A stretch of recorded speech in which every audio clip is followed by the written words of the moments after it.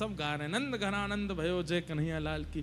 दही की कीच भई है, और वह दही के बीच में कमर कमर तक दही फैलो है, और वह दही के बीच में श्री नंद बाबा को खड़े करके और अपने अपने पटकान से पटका बांध करके नंद बाबा को बीच में पकड़ के, एक तरफ ब्रजवासी खड़े है गए, दूसरी तरफ ब्रजवासी खड़े है गए, और बीच में नंद बाबा को ही मानो जैसे मंदिराचल पर्वत बना करके घर्षण कर रहे हैं। और नंद बाबा के मुख से जब बधाई हो शब्द निकलता है तो मानो जैसे मंदिराचल पर्वत को देवता घर्षण कर रहे हैं और उसके भीतर से अमृत प्रकट हो रहा हो, ऐसे आनंद प्रकट हो रहे हैं। देवी देवता आकाश मार्ग से आ रहे हैं ठाकुर जी का दर्शन करने के लिए। इतने में ही वृषभानु जी आ गए। और वृषभानु जी कैसे आए? अनेक ब्रजवासियों को लेकर के आए, सबके सिर पर बड़े बड़े थाल हैं और उन थालों में सामग्रियां रखी हुई हैं। वृषभानु जी और नंद बाबा जब अपने युवा काल में जमुना जी में स्नान करते थे तो हाथ पकड़ के डुबकी लगाते और मनोकामना मांगते, हमारी गैया स्वस्थ है जाएं, हमारी गैयान को सब मंगल है जाए, ब्रजवासी सब मंगल में है जाएं, हे यमुना मैया आप सदा यूं ही ब्रज में बहती रहो। ऐसे सबके कल्याण की कामना मांगते, और मांगते मांगते भानु बाबा कहते, ए नंद बाबा, अगर तुम्हारे लाला भयो और मेरे लाली भई, या मेरे लाला भयो तुम्हारी लाली भई, तो हम दोनों को ब्याह कर देंगे, हम दोनों समधी बनेंगे। और ये कह के दोनों डुबकी लगाते। आज जब नंद बाबा के लाला भयो, तो ब्रज में दो पक्ष हैं। एक पक्ष तो है कि लाली 1 साल पहले भई है, पर एक पक्ष है कि लाली 1 साल बाद भई है। कई जगह बधाइयां आती हैं, उन बधाइयों में ऐसा वर्णन आता है कि यशोदा मैया लाला को लेके आई हैं किशोरी जी के जन्म होने पे, तो उससे ये बात सिद्ध होती है कि ठाकुर जी पहले आए हैं। पर कई पक्षों में ऐसा वर्णन आता है कि किशोरी जी का पहले। अब हमको क्या, हम दोनों में राजी हैं, चाहे श्री जी पहले आई हो चाहे श्री जी, अच्छा श्री जी बाद में भी आई हो तो भी हमारे माई श्यामा जू को। कहीं अगर ये पक्ष है कि 1 साल पहले किशोरी जी जन्मी इसलिए उनका राज चलता है, ऐसा नहीं है। वो 10 साल बाद भी जन्मी होती तो भी चलती श्री जी की ही, ठाकुर जी की ना चलेगी, चलेगी हमारी किशोरी जी की। तो कहते हैं कि वृषभानु बाबा की अभी लाली भई नहीं है, और भानु बाबा खूब सारी बधाई लेकर के आए। नंद बाबा बोले, अरे भैया, अरे मेरे मित्र परम सखा आए हैं, भानु बाबा आप बधाई लेके आए हो। भानु बाबा बोले, बधाई बधाई ना लेके आयो मैं तो, बोले टीको करवे आया हूं लाला को, सगाई पक्की करवे आया हूं। जन्म लेते ही ठाकुर जी की सगाई हो गई। नंद बाबा के नेत्र सजल गए, अरे बाबा आप तो, लेकिन थोड़े मन में संकोच में आ गए। क्यों? बोले भानु बाबा की लाली तो भई नहीं है अभी तक, और ये टीको लेके आ गए। वृषभानु जी तो बड़े आनंद में सब सामग्री पधराते जा रहे हैं। ये हमारे जमाई के काजे ये लेके आए हैं, जमाई के काजे, छोटे से जमाई हैं, अभी पाम भी ना उठे उनके। छोटे से जमाई की धोती आई है, बगलबंदी आई है, टोपा आयो है।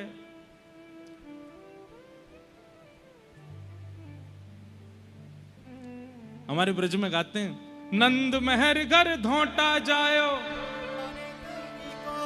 ये देखो कुछ लोगों को पता है, मैं कहूंगा नंद महर घर धोटा जायो, आपको कहनो बरसाने से टीको आयो, टीको तिलक आयो ठाकुर जी को। नंद महर घर धोटा जायो, बरसाने ते टीको आयो, नंद महर घर धोटा जायो, बरसाने ते टीको आयो, नंद महर घर धोटा जायो, बरसाने ते टीको आयो, हे नंद महर घर लाला आयो, बरसाने ते टीको हे आयो, नंद महर घर धोटा जायो, बरसाने ते टीको आयो, श्री नंद महर घर धोटा जायो। बरसाने ते टीको आयो। ऐसे सब गाने लगे। बोले नंद महर घर लाला आयो, बरसाने से टीको आयो, टीको आयो ठाकुर जी के काज। नंद बाबा बड़े प्रसन्न हैं, लेकिन बड़े संकोच में कि लाली तो भई नहीं है, पहले ही टीको कर रहे हैं। तो बड़े संकोच में नंद बाबा ने धीमे से पूछा, भानु बाबा एक बात करनी है। बोले कहा? बोले आप ये सब टीको लेके आए हैं, लाला को तिलक कर रहे हैं, लाला को सुंदर स्वर्ण के आभूषण पहना रहे हैं, हाथ पावन में कड़ूला पहना रहे हैं, अपने जमाई मान के उनके चरण छू रहे हैं, लेकिन बहू को तो जन्म भयो ही ना है अभी तक।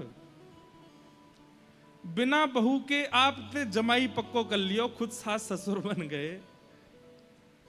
बुरा मत मानियो, मैं जानू आपको कष्ट होगा अगर मैं ऐसा कहूंगा तो, लेकिन लाली तो भई नहीं अभी तक।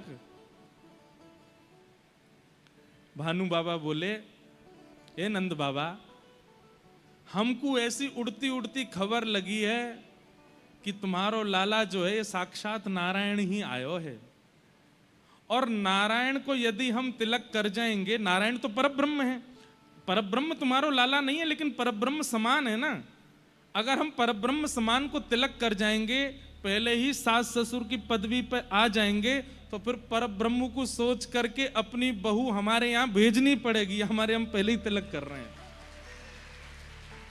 लाली ना है भाई, लेकिन टीको करके जाएंगे तो लाली को आनो पड़ेगा। और हम बताएं आपको एक बात, नंद बाबू बोले कहा, बोले आपके यहाँ लाला है वे ते हमारे बरसाने में इतना आनंद है क्योंकि हम अब पक्को कर गए कि हमारे यहाँ लाली ही आवेगी, क्योंकि ये तो निश्चित हो लाली आपके यहाँ आती तो लाला हमारे यहाँ आतो, लेकिन लाला आपके यहाँ आए हो तो निश्चित है कि लाली हमारे यहाँ ही आवेगी। ये बड़ी अंतरंग चर्चाएं हैं हमारे ब्रज के भाव की। और फिर एक साल बाद जब किशोरी जी का प्रादुर्भाव हुआ तो यशोदा मैया गई और अपनी गोद में ऐसे लाला को किनारे पर दबाए के लेके गई हैं। ठाकुर जी अपने जन्म के समय टीके में जो वस्त्र आए थे वही पहन के गए, पीली बगलबंदी, पीली धोती, गले में बगनखा, कानन में कुंडल, बढ़िया सुंदर तिलक। लाला जैसे बाहर आए तो यूं लग रही 1 साल को दुल्हा जा रहा है, अभी अभी बहू को जन्म भयो है, मुंह दिखाई कहवे जा रही है। आहा, वहां किशोरी जी पलना में है, पूरे बरसाने में उत्सव है रो है। और जैसे ही नंद बाबा यशोदा मैया पहुंची, सब लाली को देख देख करके महाराज रतन लुटा रहे हैं। अच्छा एक बात और बताएं, बरसाने को उत्सव देख करके नंद और यशोदा आपस में चर्चा कर रहे हैं, बोले हमारे लाला को उत्सव 6 महीना तक चलते रहो। रास्ता में पहले तो चर्चा हेती आ रही कि हमारे जैसा उत्सव ना करेंगे वृषभानु जी, लेकिन जैसे ही बरसानो आने वालों है, दूरते ही चंदन की सुगंधी आ रही है, केसर की सुगंधी आ रही है, इत्र की सुगंधी आ रही है। नंद बाबा कह रहे हैं अरे भैया इतनी सुंदर सुगंधी कहां से आ रही है? बोले कि बरसाने तैयार। अरे बरसाने तो अभी बहुत दूर है, तो सोच लो किलोमीटर दूर तक तो सुगंधी आ रही है, तो उत्सव कैसे है होगा?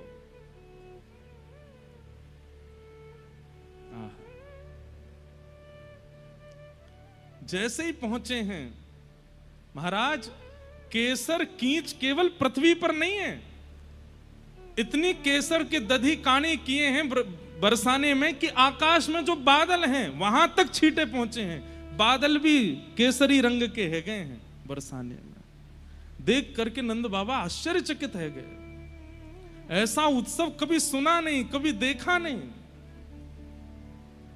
नंद बाबा यशोदा मैया तो बोले हमारो उत्सव तो कछु ना भय हो जैसो इनको है रो है। लाली के प्रकट को यशोदा मैया ने जैसे ही लाली निहारी हैं पलना में, जितने रत्न लेके आई, जितने स्वर्ण चांदी आदि सब लेकर के आई लाली को देवे के काजे, वो सब तो फीके लगन लगे। सब सखियां लाला के दें, लो मैया अर्पण कर दो, अरे रहन दे ये या के लायक ना है, अरे या की उपमा के आगे फीके हैं, इनको किनारे कर दे, ये सब या के योग्य हैं ही नहीं। जबकि यशोदा मैया कोई सामान्य रत्न लेकर के नहीं आई हैं, लेकिन किशोरी जी की मुखाकृति के आगे सब फीके लगन लगे। यशोदा मैया बोली मुंह पे तो कुछ है ही ना कि मैं लाली को दे सकूं, तभी दृष्टि पड़ी, और दृष्टि ना पड़ी होगी तो बगल में बैठे लाला नोच गए होंगे, मुंह तो देख लो, मैं तो रत्न हूं। यशोदा मैया की दृष्टि पड़ी, हम भाई जी है मेरे हृदय को रत्न, तो लाला लेकर के किशोरी जी पे 8 बार वार करके लाला ही अर्पित कर दिए किशोरी जी के चरणन में। बोले जय है इनको।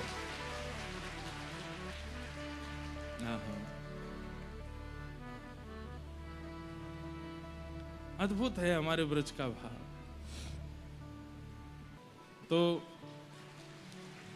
हमने आचार्य चरणों से आज्ञा ली, श्री जी का स्वरूप पधराएं या चित्रपट की सब जैसी आज्ञा करें, या फिर वृंदावन में जैसे गादी जी विराजमान है ना श्री जी की, ऐसी गादी जी विराजमान करें। तो आचार्य चरणों ने कहा ये भेद दृष्टि मत लाइए, श्री गिरधर लाल जी का जो बाम अंग है वो श्री जी ही हैं, तो आप अलग से श्री जी क्यों विराजो, ये एक ही रूप है। और हमने कही फिर ब्याह कैसे होएगा, ये अकेलो दुल्हा डोलेगो पूरे मंडप में। तो उन्होंने इतनी सुंदर युक्ति बताई कि 15 को ठाकुर जी का 15 जनवरी को ब्याह है और 14 जनवरी को ठाकुर जी का जन्मोत्सव है। कितनी प्यारी युक्ति है, सुनिए। वैसे तो ये हमें बतानी नहीं थी, वहां करना ही था, लेकिन बता देते हैं। तो आचार्य चरणों ने आज्ञा की कि 14 तारीख को जो ठाकुर जी का जन्मोत्सव होता है उसमें हर वर्ष पलना में गिरधर लाल जी मुकुट और जामा आदि पहन करके विराजते हैं। इस बार की जो ठाकुर जी का जन्मोत्सव होगा उसमें श्री गिरधर लाल जी श्री जी के रूप में विराजें और चुनरी ओढ़ के। तो रहस्य समझे आप, 5 दिन का उत्सव है इस बार, 7 दिन का नहीं है। 11, 12, 13, 14, 15 को विवाह विदाई हो जाएगी। तो अर्थ ये लगाया आचार्य चरणों ने कि बहू रानी जो हैं उनका दर्शन 14 तारीख को ही होगा। बस 14 को लाल जी नहीं, बहू के ही दर्शन होंगे, श्री जी के ही दर्शन होंगे। और 15 को फिर बहू रानी तो घूंघट में है, फिर लाला दुल्हा ही दिखेगा। बस ये भाव है। तो 14 तारीख को पलना में इस बार गिरधर लाल जी श्री जी बन के विराजेंगे। हमारे लाल जी के बहुत सुंदर सुंदर चित्र हैं, श्री जी बनते हैं राधाष्टमी पे। और परंपरा भी है, नाथक द्वार में श्यामा सखी का श्रृंगार धारण करते हैं श्री श्रीनाथ जी, श्यामा सखी बन के जाते हैं किशोरी जी के दर्शन करने के लिए। तो ऐसे भाव हैं। तो जिनके युगल विराज रहे हैं ना घर में, उनसे प्रार्थना है राधाष्टमी जन्माष्टमी पे ऐसे भेद ना करे करो कि लाला विराजमान कर दिए लाली नहीं करी, नहीं, दोनों युगल विराजो। और तब ये पद गाना सूरदास जी का, बसो मोरे नैनन में यह जोड़ी। ठाकुर जी प्रकट भये, 6 दिन के लाला जैसे भये पूतना आई। पूतना के आते ही सब पूतना की रूप माधुरी को देखने में व्यस्त हो। इतनी सुंदर थी पूतना, जिन ब्रजवासियों का उत्सव कोई नहीं तोड़ पाया, उन ब्रजवासियों की मन बुद्धि सबको पूतना ने अपनी ओर खींच लिया। आचार्य चरण कहते हैं कि पूतना कौन है? भक्ति में आने वाले जितने भी विविधान आपको अपनी ओर आकर्षित करते हैं वो सब पूतना है।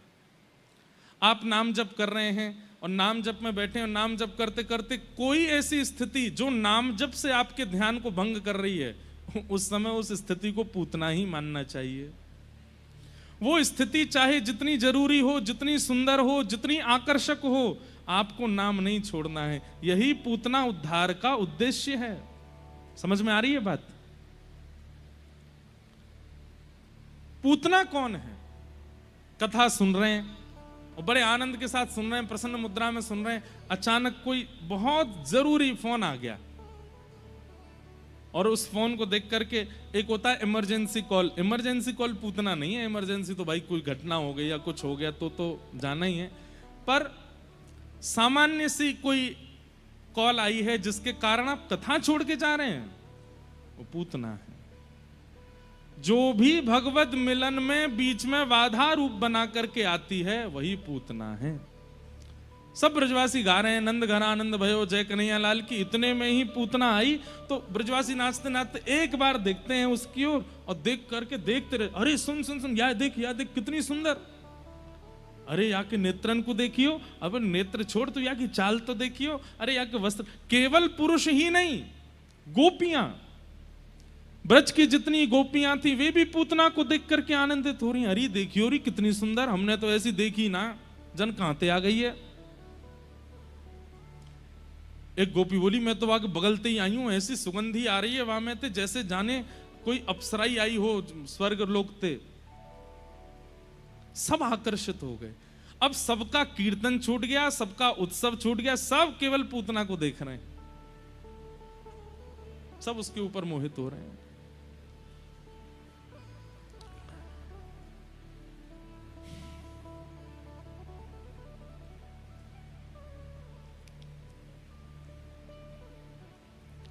पूतना जैसे भीतर गई, नंद भवन में यशोदा मैया ने जैसी पूतना को देखा, मैया के चित्त में भी भावना आई, बड़ी सुंदर है, ये तो मेरे लाला की बहू बन जाती तो आनंद आता। मैया बोली, ठाकुर जी गोद में लेटे हैं, 6 दिन आके हैं, मन ही मन कह रहे मैया रुक जा, दिखाऊं तेरी बहू कैसी है। अभी तेने पलस्तर देखो या को, असली चेहरा तो दिखाऊंगा मैं तो, अभी तो बाही मेकअप दिख रहा है या को, रुक जा भाई, यहाँ पे पानी डालूं मैं। यशोदा, अरे बहन तुम तो बड़ी सुंदर, कहाँ ते आई हो? बोले पास के गांव ते आई हूं। अच्छा, आपके लाला भयो आशीष देवे आई हूं, ले लो तुम्हारो ही तो लाला है, गोद में दे दियो लाला। पूतना की गोद में जैसे ही ठाकुर जी गए, ठाकुर जी ने अपने नेत्र मूंद लिए। इससे बड़ा दुर्भाग्य, मैं हर कथा में कहता हूं, इतना दुर्भाग्यशाली राक्षस कोई नहीं था जितनी दुर्भाग्यशाली पूतना थी। क्यों? इतने पास जाने के बाद भी, इतना सामिप्य मिलने के बाद भी पूतना को वह सुख नहीं मिला जो मिलना चाहिए था। ये बढ़िया बंद थे भैया, इनको बंद ही कर दो। अभी इनकी आवाज नहीं आ रही थी तो सही चल रहा था सब।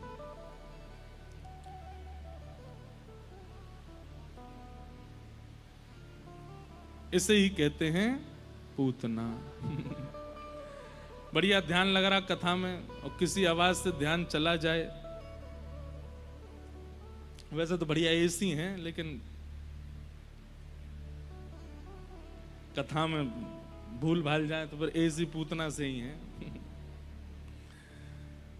तो पूतना पर सबका, तो पूतना दुर्भाग्यशाली क्यों है? इतना सामिप्य मिलने के बाद भी ठाकुर जी की नेत्रों की अधिकारिणी नहीं बन पाई।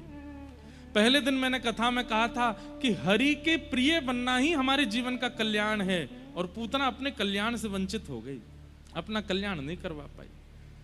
जिसको देख करके सब रीझ गए, लेकिन हरि नहीं रीझे। भैया, हम आज चौथे दिन, 5वें दिन फिर से निवेदन कर रहे हैं, अपनी संपूर्ण क्रिया इस विचारधारा से कीजिए कि वो हरि को भाए, वो हरि को सुहाए। यही जीवन का कल्याण है कि आप हरिप्रिय बन जाओ।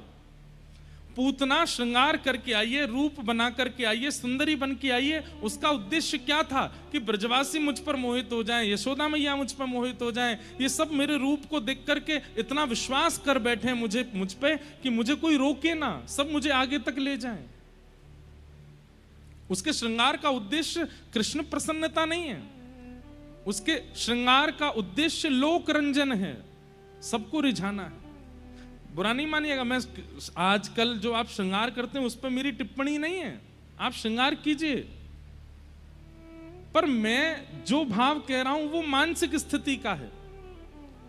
मन का श्रृंगार ऐसा होना चाहिए, बाह्य श्रृंगार तो कुछ भी करो आप, मन का श्रृंगार ऐसा होना चाहिए, आपका स्वभाव का श्रृंगार, बुद्धि का श्रृंगार ऐसा होना चाहिए कि वो राधा रमण जी को भा जाए, प्रियालाल जी को भा जाए।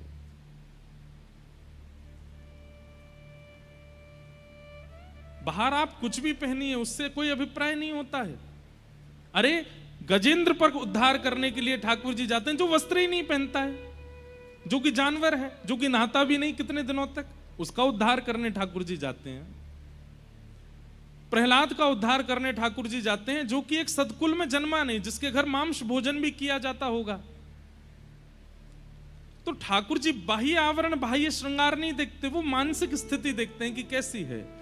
इसलिए मानसिक स्थिति का बाह्य श्रृंगार आप बढ़िया से बढ़िया करो, लेकिन जैसे आप भक्ति के मार्ग में आओगे ना, श्रृंगार की आवश्यकता पड़ेगी नहीं, नाम ही श्रृंगार करेगा। ठाकुर जी की स्मृति ही आपको सुंदर बना देगी, आपको कुछ लगाने की आवश्यकता नहीं, अपने अंगों पे अपने आप प्रकट होने लगेगा वो भाव।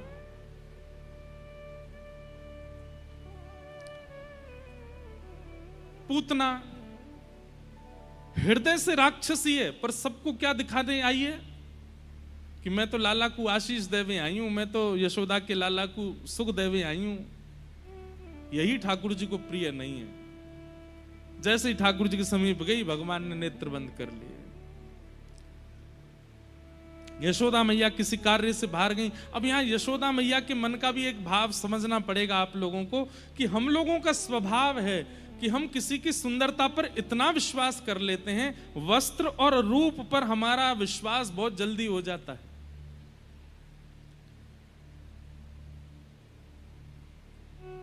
यदि सुंदर रूप ही विश्वास के पात्र होते तो श्याम सुंदर गोरे होते, सांवले नहीं।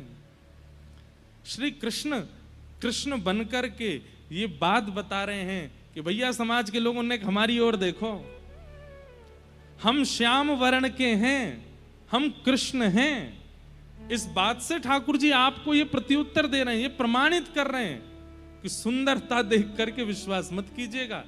यदि रूप ही सुंदर होना, रंग ही सुंदर होना विश्वास का प्रतीक होता तो हम भी गोरे बन के आते, हम श्याम बन के आए। ये बहुत बड़ा संदेश दे रहे हैं ठाकुर जी हम सबको। इसलिए भैया रूप पे बहुत जल्दी आकृष्ट मत हुआ करो।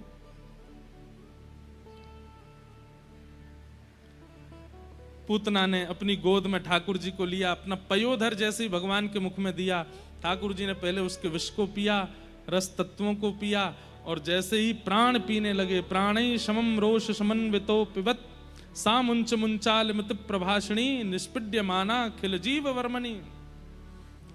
प्राण पीने जैसे ही प्रारंभ किए, पूतना अपने वास्तविक रूप में आने लगी। और जैसे ही पूतना अपने वास्तविक रूप में आई तो कहते हैं ठाकुर जी ने नेत्रों से हाथ हटा के नेत्र खोल के देख भी लिया, अब असली रूप में हैं। हम जैसे हैं वैसे ठाकुर जी को प्रिय हैं। किसी के अंदर काम भावना, किसी के अंदर क्रोध भावना, किसी के अंदर लोभ भावना है, छुपा करके ठाकुर जी के सन्मुख जाने की आवश्यकता नहीं है, बल्कि वहां जाकर के तो कहिए कि नाथ हम ऐसे हैं। ठाकुर जी को वो प्रिय लगता है कि कोई व्यक्ति स्वीकार्य करके आता है कि वो दोष युक्त है। एक कथा सुनिए। श्रीमद् वल्लभाचार्य जी के वंश में गुसाई श्री विठलनाथ जी, उनके पुत्र हुए श्री गोकुलनाथ जी। तो गोकुलनाथ जी रोज दीक्षा देते थे, ब्रह्म संबंध देते थे। दीक्षा देते समय उनका एक अद्भुत क्रिया करते थे। दीक्षा देने से पहले जो व्यक्ति सामने आता था उससे एक प्रश्न करते थे, क्या तुम्हारी संसार में कहीं आसक्ति है?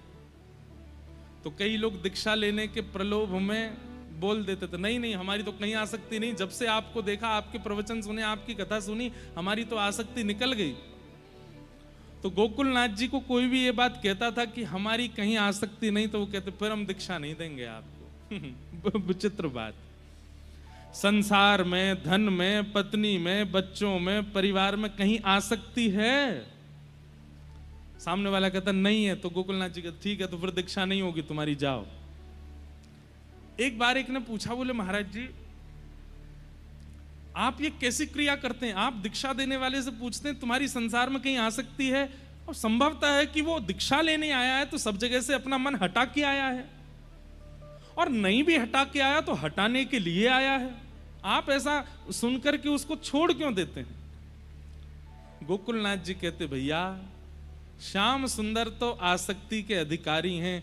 अगर किसी के चित्त में कभी आसक्ति किसी के प्रति हुई ही नहीं है तो वो आसक्ति कृष्ण में कैसे करेगा? और कृष्ण में आसक्ति नहीं होगी तो फिर उसको मैं दीक्षा कैसे दूं? हाँ, अगर कोई कह दे कि हाँ मेरी पहले यहाँ आसक्ति रही, फिर मैं उसे दीक्षा देता हूं कि चल तेरे अंदर आसक्ति का लक्षण है ना, बस वो संसार से हटा के ठाकुर जी में लगानी, आसक्ति है तो दीक्षा मिलेगी। ऐसे श्री गोकुलनाथ जी, मतलब वे कहते हैं, उनकी वाणी है, वे वाणी में कहते हैं कि अगर किसी व्यक्ति में कोई दोष है ही नहीं तो ठाकुर जी का कैसे होगा? किसी में काम नहीं है, किसी में लोभ नहीं है, किसी में आसक्ति नहीं है, तो ठाकुर जी का कैसे होगा? क्यों? क्योंकि काम, लोभ, आसक्ति आदि आदि ये जो अवगुण हैं ये संसार के प्रति होते हैं। गुरु कृपा करके इन्हीं दोषों को ठाकुर जी में लगाता है, तभी तो भक्ति में आगे बढ़ेगा। उनकी आज्ञा ऐसी है कि कोई आसक्त चित्त हो तभी वो गुरु आश्रय से ठाकुर जी में लग सकता है। दोष स्वीकारीकरण ठाकुर जी को प्रिय लगता है। पूतना का भगवान ने वध कर दिया। सब ब्रजवासी दौड़े देखवे के काजे कहा भयो, इतनी जोड़ते आवाज आई है तो देखी विशाल पूतना पड़ी है और वाक्य पयोधर के ऊपर लालजी लेटे भये हैं। ब्रजवासी ने जाकर के लाला उतारे, गौ माता के पास ले जाकर के लाला को स्नान आदि करायो। सब ब्रजवासी बड़े दुखी है गए, लेकिन लाला की प्रसन्न चित्तता देख करके सब प्रसन्न है गए। बोलो पूतना मर्दन भगवान की। 6 दिन के ठाकुर जी ने पूतना मार दी। धीमे धीमे ठाकुर जी 3 महीना के भय, और 3 महीना के लाला ने सक्टासुर मार दियो। इतने असुर मारे गए, लेकिन किसी भी ब्रजवासी को यह संशय नहीं होता कि ये लाला मार रहे हो है। सब ब्रजवासी आपस में कहा चर्चा करें, अरे नंद बाबा ने इतने यज्ञ किए, इतने अनुष्ठान किए, इतने आशीर्वादन के बाद लाला भयो है। वो सब आशीर्वाद यज्ञ अनुष्ठान लाला के चारों तरफ घूमते घूमते या की रक्षा करें। कोई भी अला बला राक्षस जैसे ही लाला को स्पर्श करवे आवे तो वो यज्ञ अनुष्ठान आशीर्वाद के प्रभाव से नष्ट हो जाए। लाला थोड़ी कर पा रहे हो कछु। हाँ, यहीं से निकल जाओ, यहीं से आ जाओ। जय।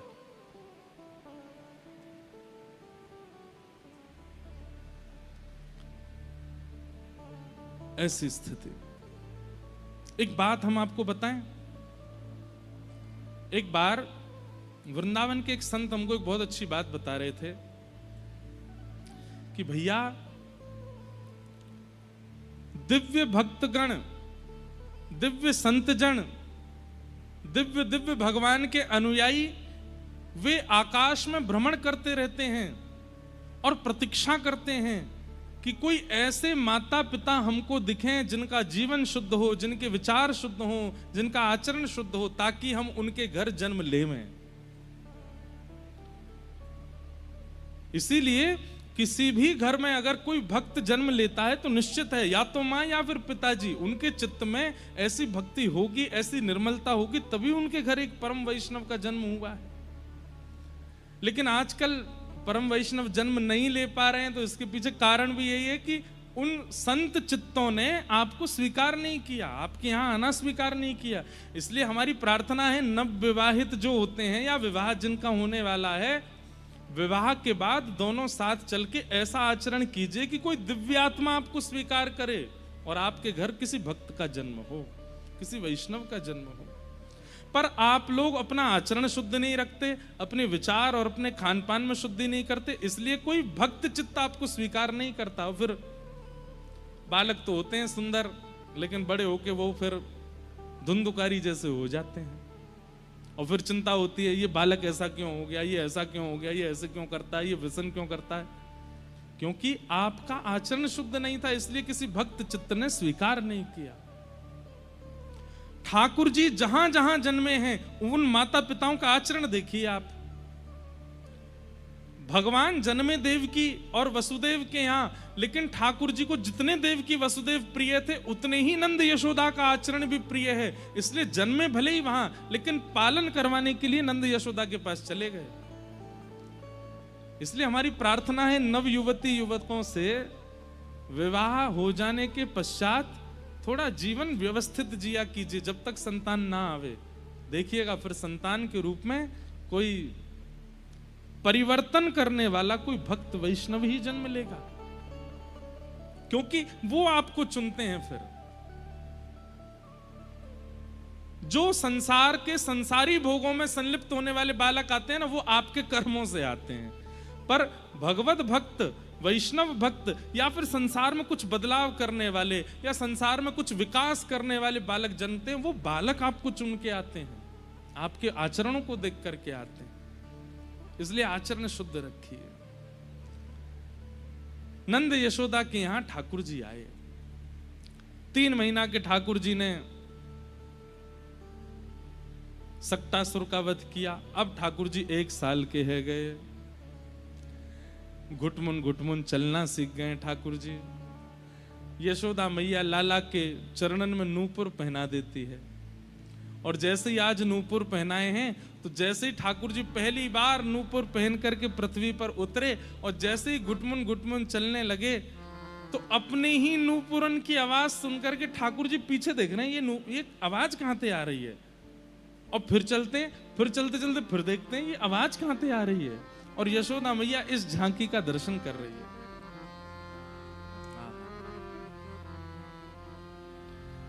हमारे सूरदास जी का एक बहुत सुंदर पद है।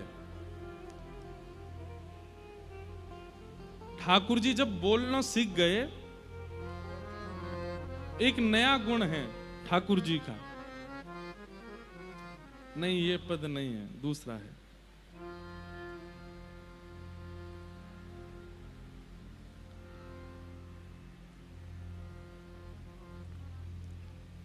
नूपुर से चलना सीख गए, धीमे धीमे ठाकुर जी बोलना सीख गए। मैया बोले, बाबा बोले, गैया बोले। सबसे पहले ठाकुर जी ने गैया बोला।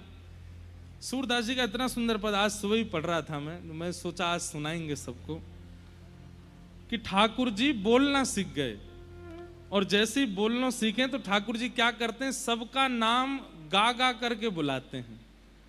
ठाकुर जी मैया नहीं बोलते, मैया भी गाते हैं।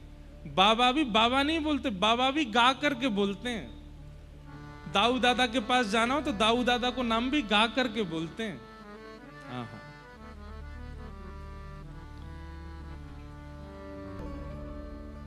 आज पहली बार हमने भी अनुभव किया इस रूप का सूरदास जी की वाणी में। हे हरि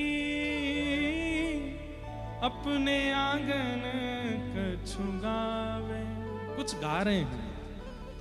तनक तनक चरणन सो नाचे, मन ही मन रिझवावे। मतलब छोटे छोटे चरणों से नाच रहे हैं गा करके, और खुद ही खुद पे प्रसन्न हो रहे हैं। मन ही मन रिझवावे। कोई और प्रशंसा करे उसकी अभी अब कामना नहीं है, खुद ही खुश हो रहे हैं अपने आप ही। बाह उठाए कारी धौरी, बछिया निकट बुलावे।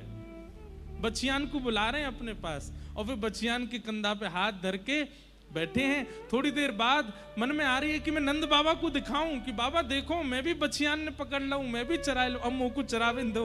1 साल के ठाकुर जी की इच्छा अभी से प्रकट हो गई, मुझे बछिया चरानी है, गैया चरानी है। कब हुक बाबा नंद पुकारे, कब हुक घर में आवे।